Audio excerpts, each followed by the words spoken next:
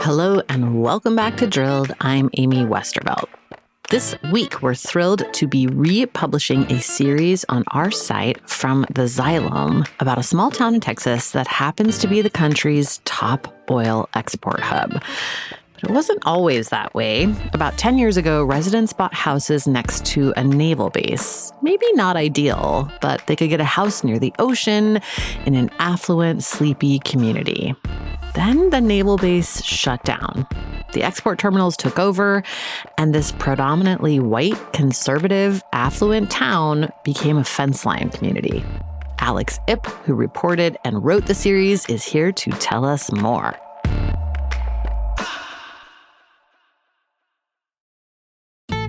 Building a portfolio with Fidelity Basket Portfolios is kind of like making a sandwich. It's as simple as picking your stocks and ETFs, sort of like your meats and other toppings, and managing it as one big, juicy investment. Now that's pretty good. Learn more at fidelity.com/baskets. Investing involves risk, including risk of loss. Fidelity Brokerage Services, LLC. Member NYSE SIPC. The Abercrombie Kids Summer Sale is in full swing, with up to 50% off select styles for the season. Summer plans, vacation, and camp days are all covered with new dresses, shorts, tees, and swim. Abercrombie Kids has the summer staples they need and the looks that they want to wear. Shop in-store, online, or in the app. Offer applies to select styles as indicated. Discount applied at checkout online.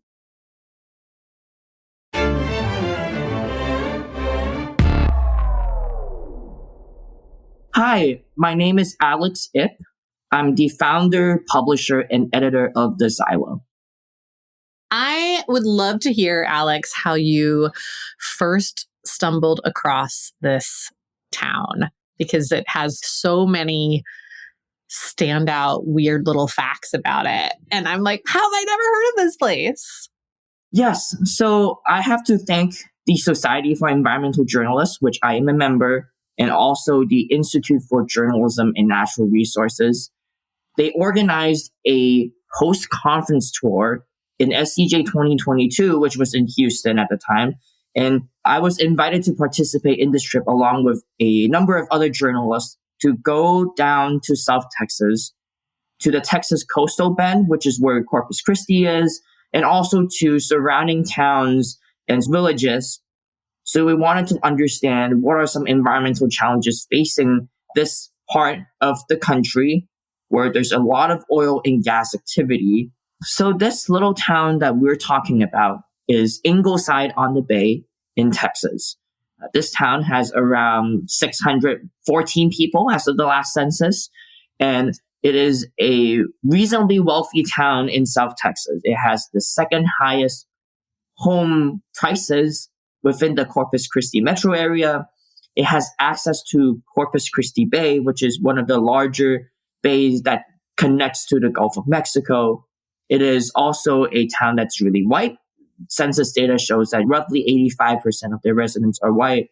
It is also quite a conservative town. It voted for Trump for a margin of over 50 points in the last 3 presidential elections. But what is also really interesting about Ingleside on the Bay is that it is located in close proximity to 3 crude oil export terminals. So when, America drills oil, a lot of the oil it exports to various countries. So in order to have the oil get from the oil fields to other countries, you have to use pipelines to send them to where it meets the ocean, where it gets loads up into oil tankers, and then they go their way to different countries. Ingleside on the Bay has 2 of the largest crude oil export terminals in the entire U.S. It has the single largest crude oil export terminal in the U.S. It has the second largest crude oil export terminal in the U.S. There used to be a third one, but it got purchased by the biggest one. So now there's only 2 left. In effect, based on what we can estimate, half of U.S.'s crude oil export industry is found in this little town, and residents live less than 2 miles, and in certain places, maybe, half a mile away from crude oil export terminals where these oil tankers just come in and out, and they load oil. And sometimes there are accidents, sometimes there are incidents, and residents have to deal with it on a daily basis. I think the thing that struck me most about this story when you first were talking to me about it is that this is not maybe the type of community we often think of or see when we're talking about frontline communities. So this is a pretty affluent, pretty white town, and they are a fence line community.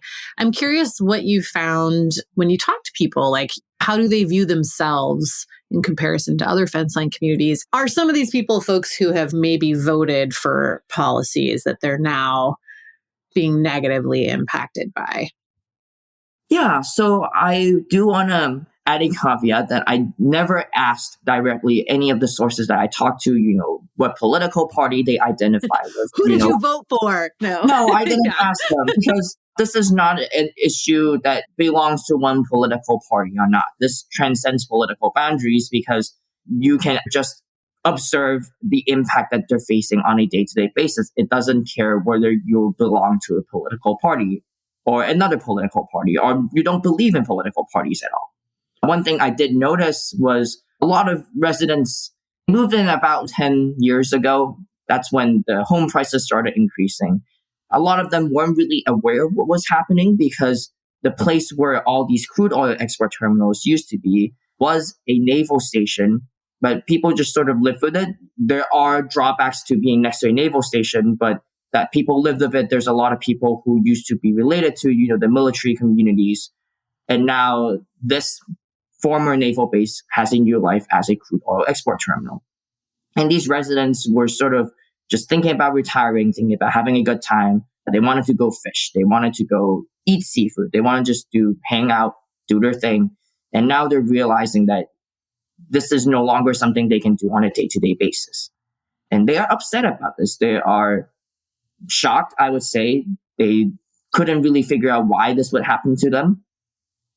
But this is also something that they are determined to put a stop to. So they are organizing not just within their little town, but also organizing with various groups across the coastal band, across the Corpus Christi metro area that has different racial backgrounds, different ethnicities, different income backgrounds, different political leanings. They realize that the best way to respond to these challenges is to work together with groups who might have, different ideas of how to do it, but they have a same ultimate goal of making sure that there's good regulations on the crude oil terminals, and also to maybe just stop them wherever they can.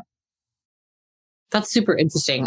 For some of these people, this is maybe their first time organizing, right? What's their experience with having to organize and being in a situation where, the local government, the state government, et cetera, is not necessarily on their side? Yes. So one thing I would say for this town, Ingleside on the Bay, is residents do recognize some of the connections and privileges they have. And so they're able to, for example, apply for various philanthropic funding that could help support the work they've been doing. They realize that they need to show up in numbers. That's why they show up to various public meetings, hearings, and they also try to coordinate a message. They want to coordinate with a simple message that they can remember from the top of their head, and they could just speak clearly about what their demands are and what they are not happy about. What I also notice is for a lot of these folks, some of their educational background helps, or some of their previous business background helps. And it's trying to figure out how in this stage of their lives, they're trying to look out for their kids and their grandkids, and how can they use the remaining time that they're around the town or the energy that they have to put it to a purpose that they think that could benefit the people around them. Right. That makes sense. What are the sorts of things that people are dealing with as a result of having these facilities nearby? What are some of the daily things that they are having to deal with? I know you mentioned accidents and incidents before, but what do those look like, and what's the experience like for these people? Yes. So in a span of a year and a week, there were 2 oil spills that happened right next to Ingleside on the Bay. And this doesn't just affect Ingleside on the Bay, obviously, because when you have an oil spill, there are chemicals that are in the air, there are chemicals that are in the water, and it spreads. And so what residents have described through, the public social media posts or through conversations that I have with them or when they're testifying publicly is that everything from, they feeling really nauseous. They can't, open the doors, open the windows. They notice that, fish have been dying, crabs have been dying. They can't fish as much as they did anymore. Their pets are going insane because pets also can smell what's in the air or they can feel that something's not right. And in certain cases, certain residents report that they have asthma now. While I am not able to establish, a causal relationship between these facilities and their asthma, these residents do say that they have never had asthma or health issues before moving to Ingleside on the Bay. One thing that also is a big point of anger of these residents is that they bought these homes to be by the bay. That's what Ingleside on the Bay is about. And they found that it is getting harder and harder for them to do recreational activities or fishing simply because there's a lot of oil tankers going around. There's a lot of dredging to deepen the channel, and they're concerned that this prevents them from physically accessing a lot of these spaces that they can do such activities. And finally, residents are concerned of a future risk of their home prices getting lower. Okay, let's have you set up the TCEQ hearing. So the Texas Commission on Environmental Quality, which residents commonly refer to as TCEQ, they are supposed to have a regulatory process before they issue a state permit for Clean Air Act or other federal laws. So in this case, in January 2024, they had a notice and comment hearing where representatives from Enbridge, the Canadian oil and gas company that's trying to get their permit renewed for 5 years, get to speak to residents and also with other concerned citizens, advocates, elected officials, and collect public comment. TCEQ did in February greenlit the permit renewal. So this was a view of the process of how it happened. Thank you, Tim. My name is Lynn Porter. I live on Ingleside on the Bay.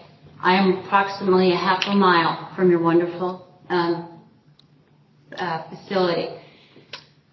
You just talked about vapor release. I know there's vapor release. I see it. I smell it. I have to stay inside. I'd like to thank you that now at 63, I have 2 inhalers that I have to have. Never had them before until 3 years ago when I lived on the Bay, and I am a runner. So lungs should be pretty good. My main concern is TCEQ. There are 500 elementary children from 3 to 6, 1.6 miles from this, and I know where those vapors go. The wind takes them. There is no monitor by that school. Why? That should be in the permit.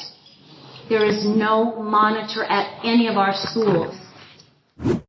I was really struck by this woman who has been a runner her whole life, still wants to run every day, but she's now having health issues because the air quality is so bad. I'm just curious if you heard that from multiple people and what kind of daily annoyances people are having just from being exposed to all these volatile organic compounds in the air too. Yeah, so not just volatile organic compounds, but when the oil spills happened, right, there were just yellow clumps of stuff that's on the shore that's not being cleaned, and residents have sent me photos of those clumps of oil. So there are 2 layers to this. The one thing is that it's very annoying, nauseous, to inhale this on a daily basis or to walk through the oil spills whenever they happen. The other thing that residents are concerned about is they don't know what's really in the air, or they don't feel like they have the knowledge or the know-how to fully understand this. And that's a hard thing, knowledge that they don't know what's really in there. The uncertainty of what am I inhaling on a daily basis? What is there in the water or what's on the shore? They don't really know. And I think that adds to the stress that residents have living in Ingleside on the Bay. Where do things stand right now for this community, and what kinds of things are they hoping to get done? Where are they at now in their fight?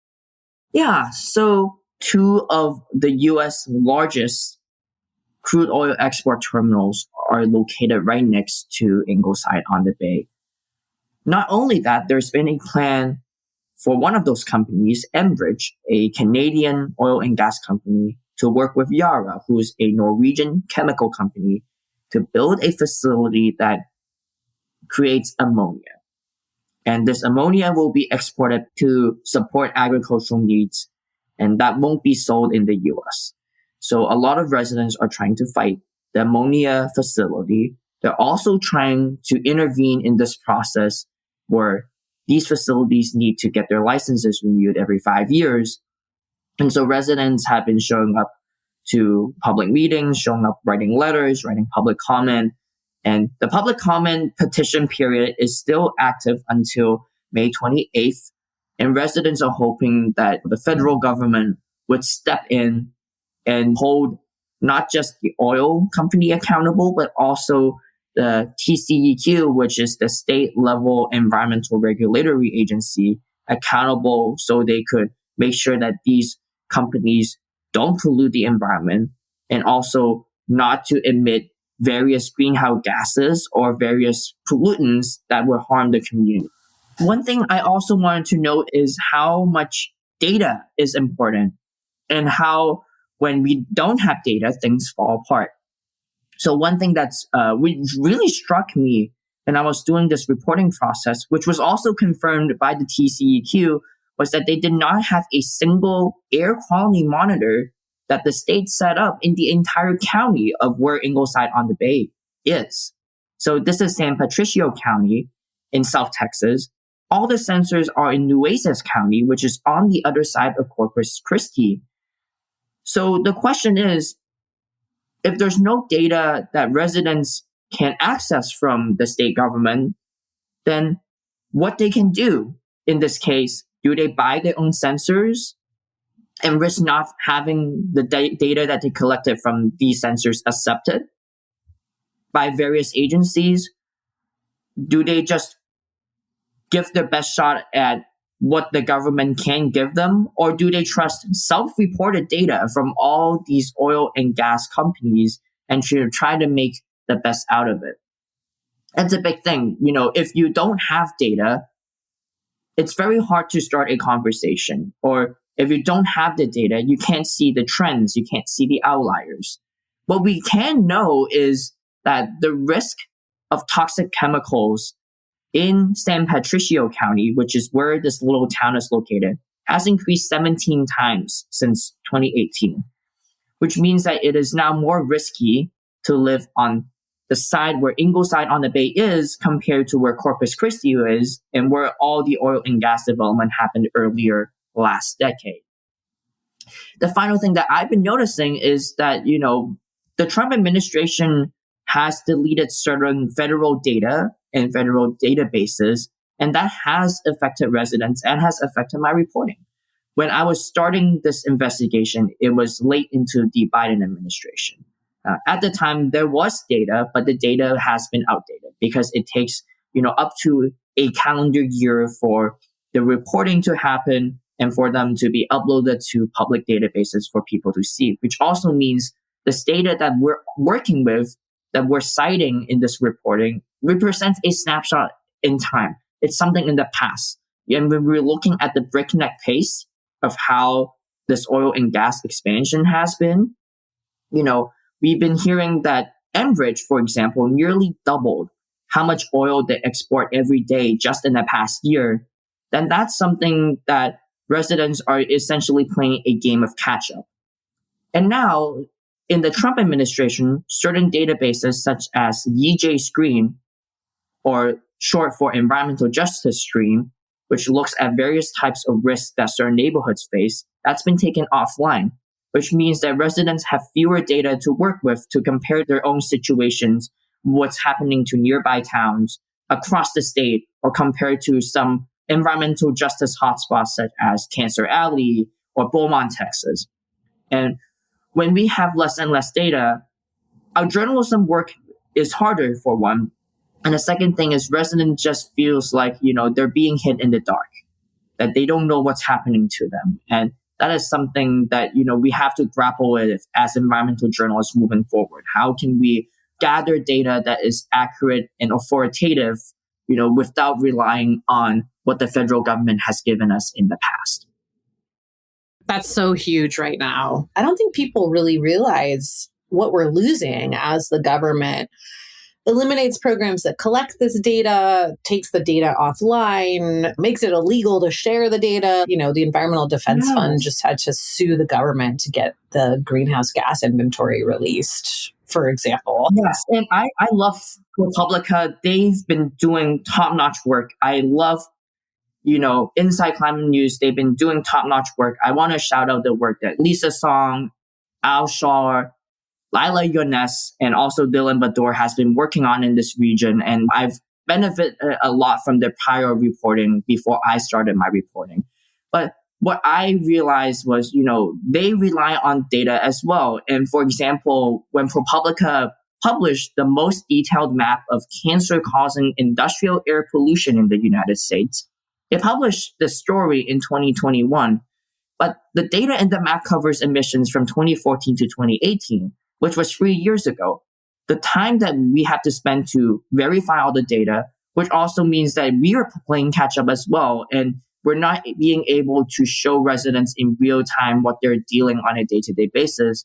And when we are showing risk is also something that it's like playing Russian roulette. You have a more likely chance of getting cancer, but some big incident can happen and the numbers change really quickly. Or for some folks, it's like, when it happens, it happens. So how can we communicate this risk to residents and provide them with useful information so they can act on it? That's also something that I think both journalists, residents, advocates, policymakers, elected officials need to really sit down and think about in these uncertain times. Completely agree. Thank you so much, Alex.